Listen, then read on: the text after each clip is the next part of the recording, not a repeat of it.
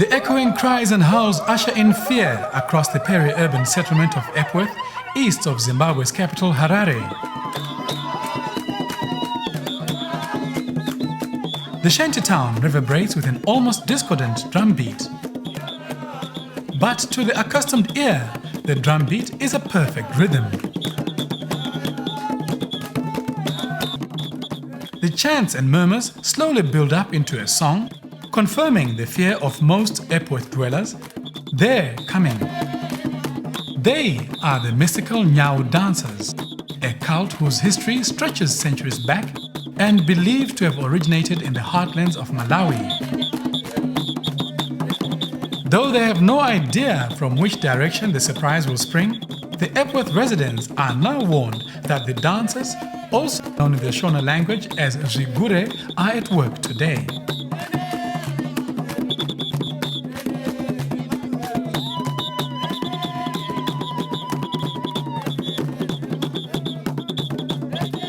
Our camera crew has been afforded the rare opportunity to film the display of this ancient dance. But there are many rituals pertaining to this practice that remain off-limit. Although the spectators seem relaxed, they are kept alert by the knowledge that these dancers are not commercial performers but ritual devotees. Zvigure, or Nyau dancers, do not perform to crowds for money or any recognition, but as a calling only understood to those within their sacred circles. The Nyau dancers are usually violent and ruthless to those caught in their way.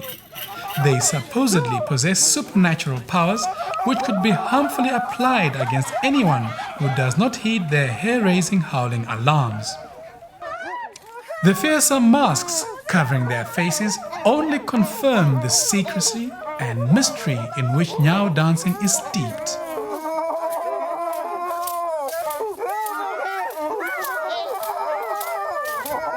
The masks range from baboon faces and beautiful ladies to anything out of a Dracula or Frankenstein movie. They tell a story of a hybrid culture combining traditions from Central Africa, where Nyau dancing originates. The prelude to the dancing ritual is a beer drinking session. During this session, all present must partake of the potent traditional brew and spill some onto the ground, supposedly to appease the spirits of the dancers' long-gone ancestors.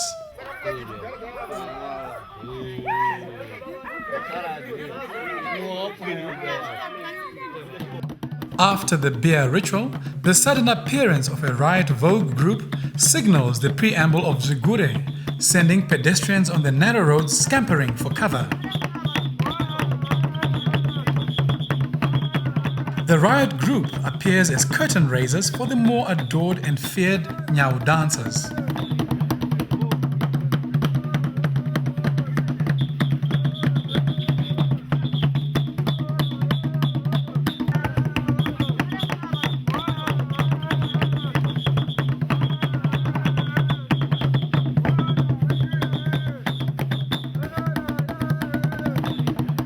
Once the riot crew has caused chaos and left, it is time for the senior Nyau dancers to prance onto the open space and dish out a variety of dances whose themes range from wildlife to sex. The drummers are already in the mood, their hands toughened by years of pounding on the ox skin.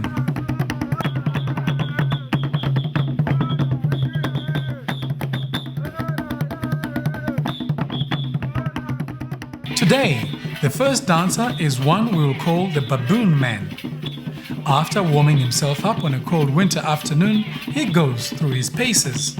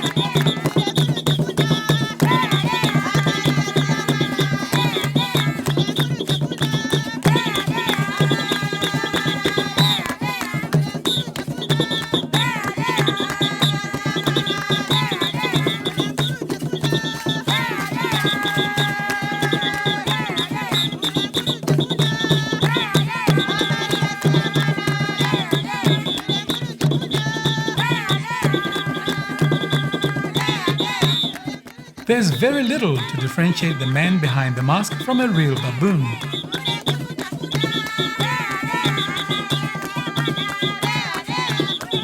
The permanent scowl on the mask, the body language, and the vigor. Only the clothes tell that this is a human being.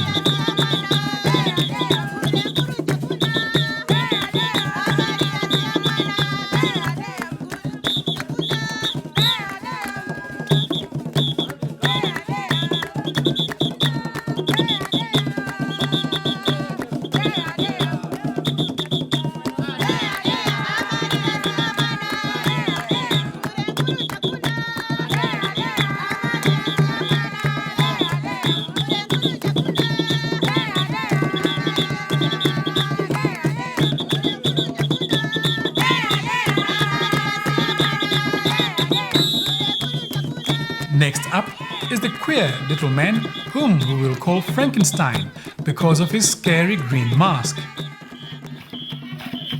He offers a different repertoire of skills, though with the same vigor that seems to be a hallmark of all Nyau dancers.